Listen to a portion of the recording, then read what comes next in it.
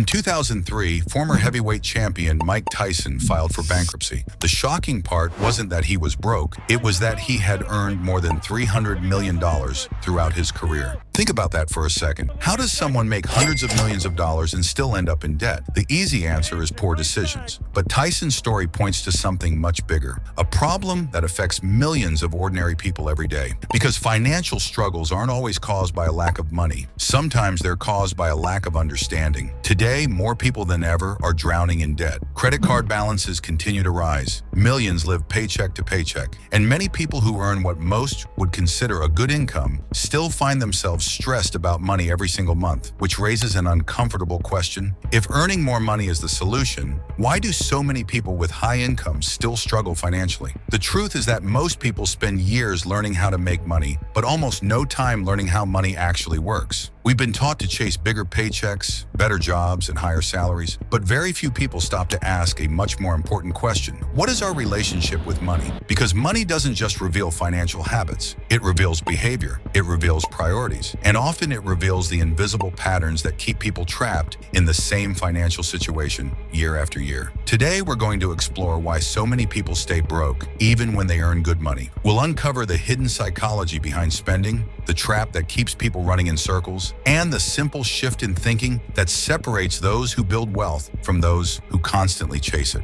And it all starts with understanding one simple idea: what money really is. Chapter 1. Money is not what you think. Most people think money is the goal, but money itself has no real value. A $100 bill is just a piece of paper. The numbers inside your banking app are simply digits on a screen. What gives money value is what it represents. Value. Every time you buy something, you're making a trade. You're exchanging money for something you believe is worth that amount. Whether it's food, clothing, entertainment, or a new car, every purchase is ultimately a value exchange. This may sound obvious, but understanding this changes everything. Because many people treat money as if it's good or evil. You've probably heard the phrase, money is the root of all evil. But money itself isn't good or bad. It's simply a tool that amplifies choices. If someone is generous, money allows them to be more generous. If someone is irresponsible, money allows them to be more irresponsible. Money doesn't change who you are. It reveals who you are. And that's why earning more money doesn't automatically solve financial problems. If your habits remain the same, more money often just means bigger mistakes. That's exactly why some lottery winners end up broke. It's why celebrities file for bankruptcy. And it's why some people earning six figures still live paycheck to paycheck. The problem isn't always income. The problem is often behavior. Chapter 2. The consumption trap. Every dollar that enters your life has only two destinations. It can be used to build your future, or it can be used to finance your present. Most people never consciously make this choice. They simply spend. The paycheck arrives, bills get paid, subscriptions renew, a few impulse purchases sneak in, a weekend out with friends, a new gadget, a new outfit, and before long, the money is gone. Then the cycle begins again. This is what many people misunderstand about financial success. They assume wealth is primarily determined by income, but income alone tells us very little. Imagine two people earning $100,000 a year. The first spends $105,000. The second spends $60,000. One appears wealthy, the other quietly becomes wealthy. From the outside, they may look similar, but their futures couldn't be more different. Because wealth isn't created by what you earn. It's created by what you keep. This is where lifestyle inflation becomes dangerous. As income rises, spending rises with it. The bigger apartment, the luxury car, the expensive vacations, the premium version of everything. Suddenly, earning more doesn't create freedom. It creates dependency. The individual who once thought an extra $20,000 per year would solve all their problems discovers that nothing has really changed. The financial pressure remains. Only the numbers have gotten bigger. And that's why so many people feel stuck. They aren't trapped by a lack of income.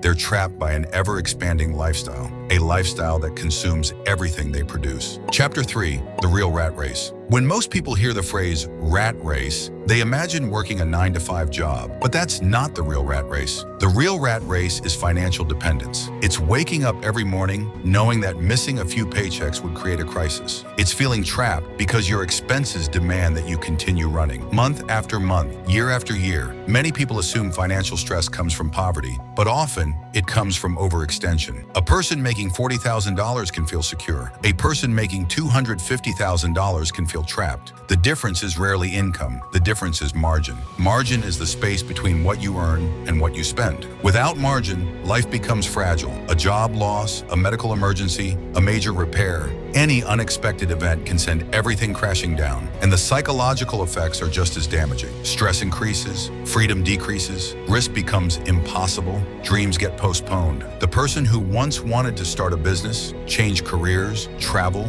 or pursue a passion suddenly can't. Not because they're incapable, but because their financial situation won't allow it. They're no longer working because they want to. They're working because they have to. That's the real rat race, and escaping it begins with awareness. You have to know where your money's going, not because budgeting is exciting, but because ignorance is expensive. Every dollar should have a purpose. Every expense should be questioned, not because spending is bad, but because unconscious spending creates unconscious consequences. Chapter 4. Why your brain works against you. Here's something most people never realize. The biggest obstacle to building wealth isn't math, it's psychology. Human beings are naturally wired to prioritize the present over the future. If given the choice between a reward today and a larger reward years from now, most people choose today. Psychologists call this present bias. It's one reason saving money feels difficult. The reward isn't immediate, the sacrifice is. When you save $500, nothing exciting happens. But when you spend $500, you receive an instant emotional payoff. A new purchase, a new experience, a burst of excitement. Your brain loves immediate rewards. And modern society has become incredibly good at exploiting this weakness. Every advertisement, every social media post, every influencer showing off luxury lifestyles, they're all competing for one thing: your attention,